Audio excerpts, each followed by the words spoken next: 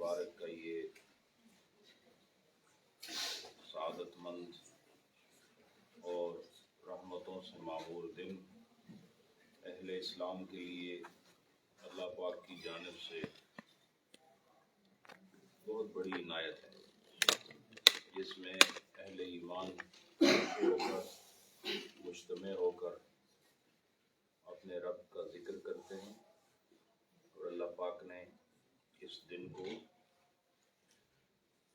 खास तौर पर अल्लाह पाक ने कुरान पाक के अंदर इस दिन की इबादत का खुसूसी तौर पर जिक्र फरमाया कि इसमें जब नियत सलात हो, जब नमाज की पुकारा जाए तो अपने सारे काम छोड़कर सिर्फ और सिर्फ अल्लाह के जिक्र की तरफ रोक की न जाए।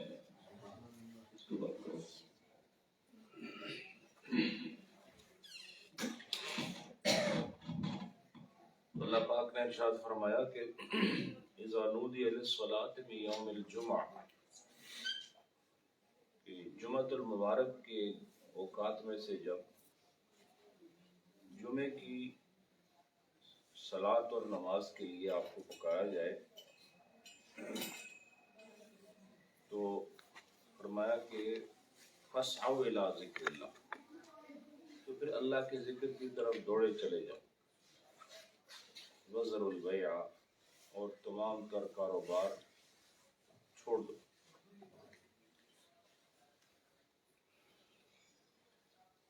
इससे पता चला कि जब अल्लाह की फरमाबरदारी और दुनियावी उमूर के दरमियान तकाबुल हो और इनके दरमियान फैसला करना पड़े तो फिर अल्लाह की ताबेदारी का रुख करना अहले ईमान की निशानी है।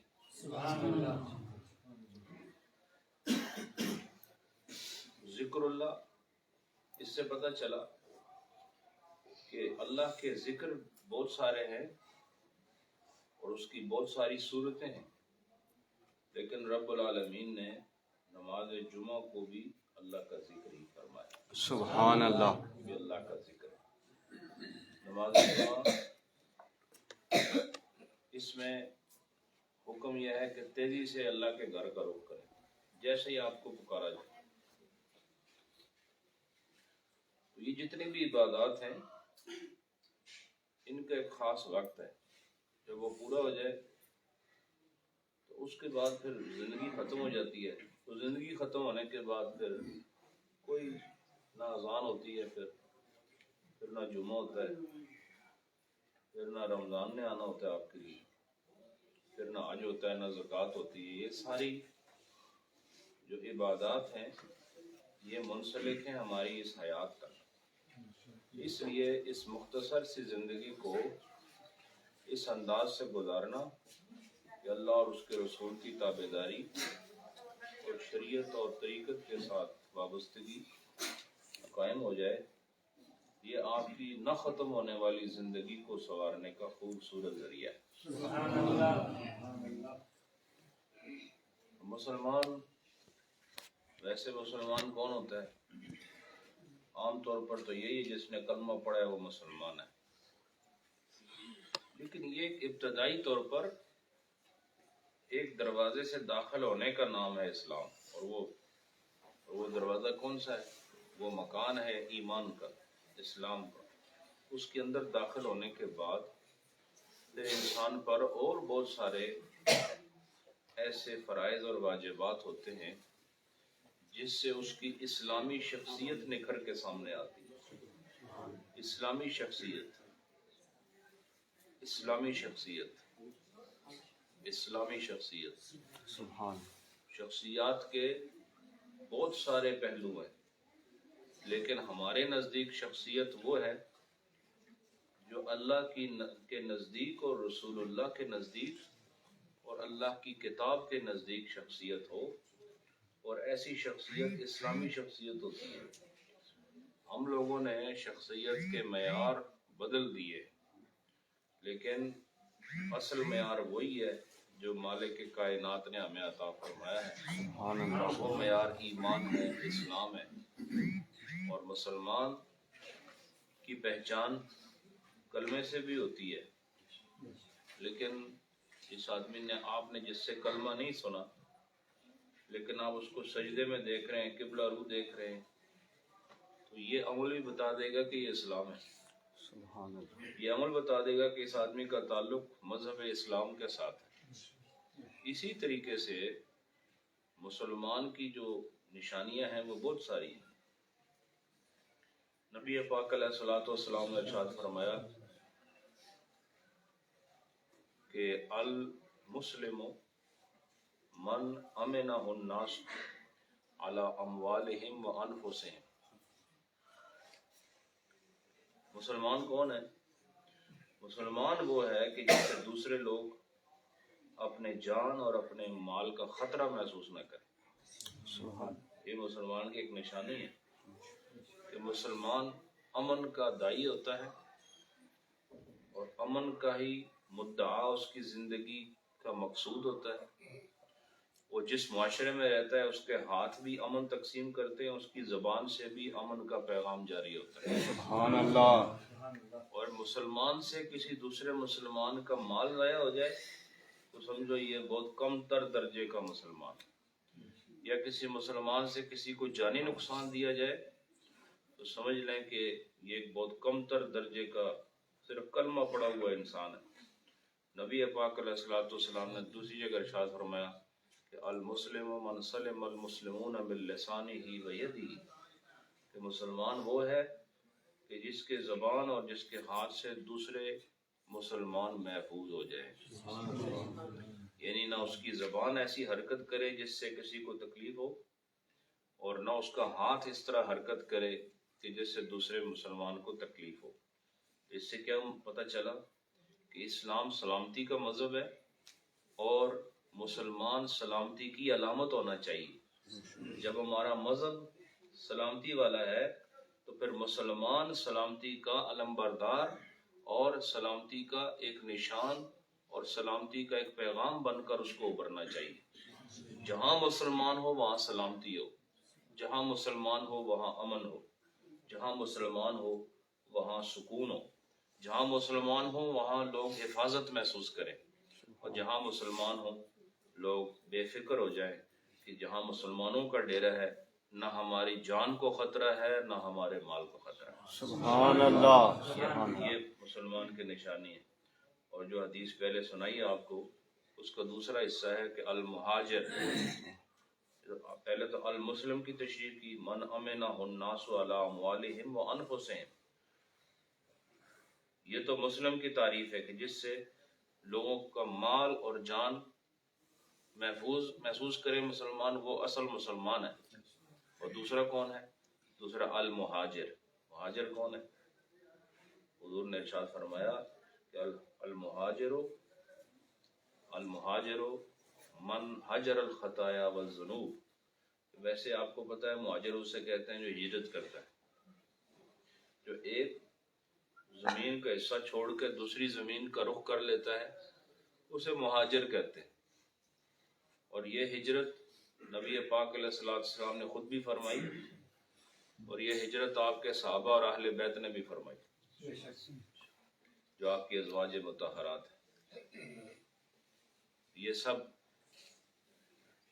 آپ کو بتانے کا مقصد یہ ہے کہ ہجرت کہتے ہیں ایک جگہ کو چھوڑ کے دوسری جگہ منتقل ہونا، لیکن نبی پاک علیہ الصلوۃ والسلام نے مہاجر کا ایک روحانی مطلب بھی سمجھایا ہے، اور وہ کیا کہ مہاجر وہ ہے کہ صرف یہ نہیں کہ زمین چھوڑ کر دوسری زمین میں جائے، بلکہ مہاجر وہ ہے جو خطاؤں اور گناہوں کو چھوڑ دے، وہ اصل مہاجر۔ سبحان اللہ۔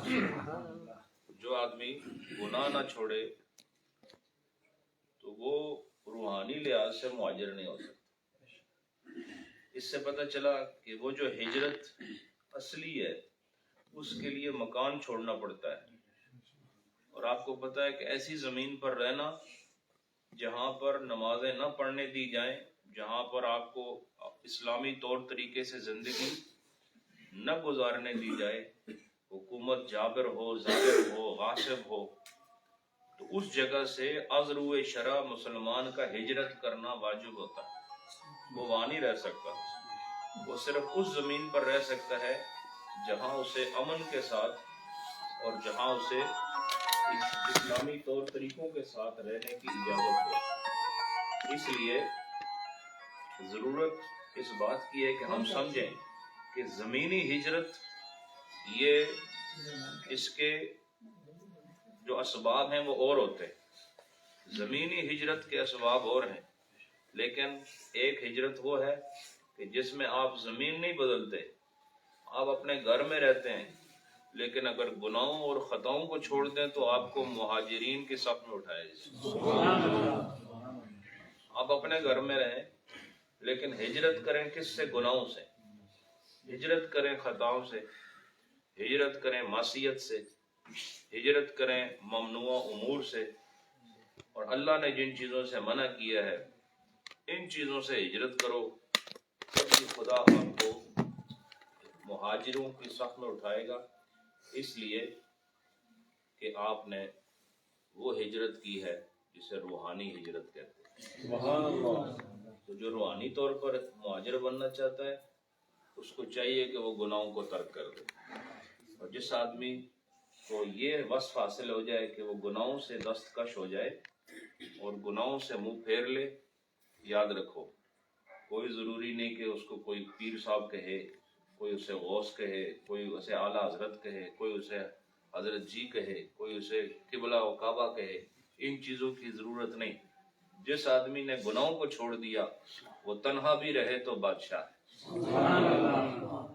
اور جس آدمی کی زندگی گناہوں میں صرف ہوتی ہے، چاہے لوگ اس کو کچھ بھی سمجھتے ہوں، یہ تو مسلسل خطرے میں رہنے والا آدمی۔ لوگوں کی نظر میں آپ کیا ہیں یہ قابل غور نہیں ہے، اپنی نظر میں آپ کیا ہیں یہ قابل غور ہے۔ سبحان اللہ۔ لوگ تو وہ بات کریں گے جو ان کو نظر آئے گا، لیکن آپ وہ بھی جانتے ہیں جو لوگوں نہیں جانتے ہیں اپنے بارے میں۔ تو لہذا اپنے آپ کو جھنجھوڑنا اور اپنے آپ کو اللہ کی بارگاہ میں پیش کرنے کے لیے تیار کرنا، اسی کو صوفیانہ زندگی کہتے ہیں۔ سبحان اللہ۔ یہ کپڑے شپڑے پہن کر آدمی صرف دوسرے کو دھوکہ دے سکتا ہے، لیکن اپنے آپ کو تو کوئی نہیں دھوکہ دے سکتا، اس کو تو پتہ ہے وہ کیا کر رہا ہے۔ اس لیے سب سے جرأت مند آدمی وہ ہے جو اپنے ساتھ لڑائی کرنے کا فن جانتا ہو۔ دوسرے سے لڑنا آسان ہے، اپنے سے لڑنا بڑا مشکل ہے۔ اور اپنے سے لڑنا کس طرح ہوتا ہے؟ اپنے آپ کے ساتھ، اپنی ذات کے ساتھ لڑائی نہ گھونسوں سے ہوتی ہے، نہ لاتوں سے ہوتی ہے، نہ باتوں سے، یہ اپنے نفس کے ساتھ جنگ کرنے اور اللہ کی تابعداری کی طرف رخ کرنے کے لیے شیطان کے ساتھ جنگ کرنا، اندر ہی اندر، کسی کو پتہ نہیں، بیٹھے ہوئے ہو اور اندر جال چل رہا ہے، بیٹھے ہوئے ہو اور اندر میدان کارزار گرم نظر آ رہا ہے، بیٹھے ہوئے ہو لیکن دنیا کو پتہ نہیں کہ تم اس وقت بہت بڑی جنگ لڑ رہے ہو۔ تو جس آدمی کو یہ ہنر آ جائے کہ وہ نفس و شیطان کے ساتھ لڑائی مول لے کر اس میں مسلسل جڑا رہے، تو سمجھو اس کو اللہ پاک نے روحانی ہجرت کا فخر عطا فرمایا۔ تو لہذا کوشش کریں کہ ہم سب حشر والے دن مہاجروں کی صف میں اٹھائیں، اور مہاجر بننے کے لیے گناہوں کو چھوڑنا ضروری ہے۔ زمینی ہجرت میں زمین کو چھوڑا جاتا ہے اور روحانی ہجرت میں گناہوں کو چھوڑا جاتا ہے، اور پیر پکڑنے کا مقصد بھی یہی ہوتا ہے کہ انسان ایک کامل شخص کی صحبت میں رہ کر اتنا تیار ہو جائے، اتنا شفاف ہو جائے، اتنا صاف ہو جائے، اتنا منقع و مصفہ ہو جائے کہ پھر گناہ سے اس کا تعلق نہ رہے، اس کی صبح بھی نیکی کے ساتھ ہو، اس کی شام بھی نیکی کے ساتھ۔ 40 سال سے آپ کسی پیر صاحب کے مرید ہیں تو نہ آپ کی عادت بدلی نہ آپ کا عمل بدلا، نہ آپ کی زبان کا طرز بدلا، نہ آپ رات کو اٹھ کے تہجد پڑھ سکے، تو پھر اس یاری کو نبھانے کا آپ نے عزم کیوں کیا تھا؟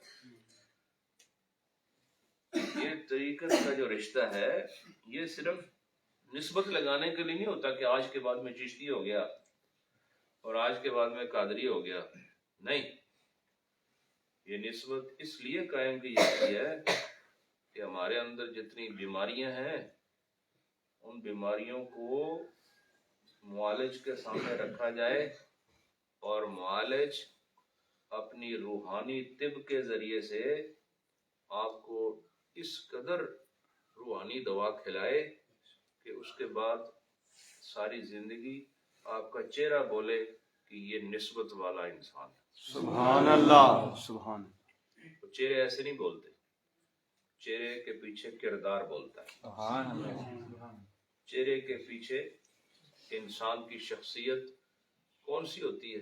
کردار کے نتیجے میں۔ اس لیے اللہ والے ان کے چہروں سے ان کی پہچان کیوں ہوتی ہے؟ اس لیے نہیں کہ ان کے جو چمڑی ہوتی ہے وہ سفید ہوتی ہے، یہ بات نہیں ہے، بلکہ اس کے پیچھے نبی پاک کی سنت اور کردار نبی اور اسلام کی روشن تعلیمات کا نور ہوتا ہے۔ پیری مریدی بھی اس لیے ہوتی ہے، ہمارے ہاں چونکہ پیری مریدی ایک رسم ہے، اسی لیے اس کا کوئی فیض بھی نظر نہیں آ رہا، صرف خاص قسم کے کپڑے پہن لیے جاتے ہیں تو پتہ چل جاتا ہے یہ فلاں آستانے کا مرید ہے، اس سے بڑھ کر اور کچھ بھی نہیں ہے، جبکہ آستانوں کا اصل مقصد لوگوں کی کردار سازی تھا، لوگوں کو اللہ کے ذکر کی طرف لانا تھا۔ اور ہمارے لوگ بھی آستانے اس لیے نہیں جاتے کہ ہمارا دل بیدار ہو جائے، ہمیں آخرت سے پیار ہو جائے، ہمیں قبر کی روشنی کی طلب اور اس کی تیاری کا شعور مل جائے، وہ آتے ہیں بس کوئی دعا ہو جائے تو ہمارا کاروبار ٹھیک ہو جائے، تو مال و منفعت کی نیت سے لوگ آتے ہیں اور دنیا داری کی نیت سے لوگ آتے ہیں۔ کوئی آدمی اگر اس نیت سے اللہ کے ولی کے پاس جائے کہ اس اللہ کے بندے کی وجہ سے خدا مجھے نیکیوں کا عادی بنا دے اور برائیوں کو چھوڑنے کا اللہ مجھے ہنر عطا فرما دے، تو سمجھ لو یہ آدمی طریقت کی اصل کو پہنچ گیا۔ اللہ پاک ہم سب کی رہنمائی فرمائے، اور صبح و شام جو ہم سے خطائیں بھی ہو رہی ہیں، گناہ بھی ہو رہے ہیں، اللہ ہمیں اس کی معافی عطا کرے، اور آپ سب لوگوں کو بیدار دل عطا فرمائے، اور جتنے لوگ اللہ کے راستے سے دور ہیں، اس سے عجب ماحول جو آج کل ہمیں مشرق مغرب میں نظر آ رہا ہے کہ لوگ روز بروز دین سے دور ہو رہے ہیں اور مغربیت ہمارے اندر رچ رہی ہے، بس رہی ہے، اور ہمارے سروں پر جو لوگ حکمرانی کر رہے ہیں وہ بھی غیروں کے غلام ہیں، عادات میں، رسم و رواج میں، طرز زندگی میں۔ ان کی طرز زندگی سے کہیں بھی نہیں لگتا کہ یہ مسلمان حکومت چلانے والے حکمران ہیں۔ اس وقت آپ ذرا ایسے، تو میڈیا کا دور ہے تو آپ چیک کریں ہمارے حکمرانوں کو، دیکھیں ان کو، ان کی شکلیں ایسے اکٹھی کریں سب کی، جتنے بھی اسلامی ملک، ایک بھی اپنے منہ سے نہیں لگتا کہ یہ مسلمان ملک کا حکمران۔ ہم ایسے دور سے گزر رہے ہیں، تو مسلمان تو اپنی ظاہر سے بھی پہچانا جاتا ہے، کردار سے بھی پہچانا جاتا ہے۔ بے شک، تو ہمارا پورا نظام ہی تقریباً عالمی طور پر زوال کا شکار ہو گیا۔ اللہ پاک ہماری خیر کرے اور ہماری قبر روشن کرے، ہمیں معافی عطا فرمائے، نبی پاک کی خاص عنایات نصیب ہوں، اور آپ جو لوگ یہاں آئے ہیں اللہ آپ کی حاضری بھی قبول فرمائے،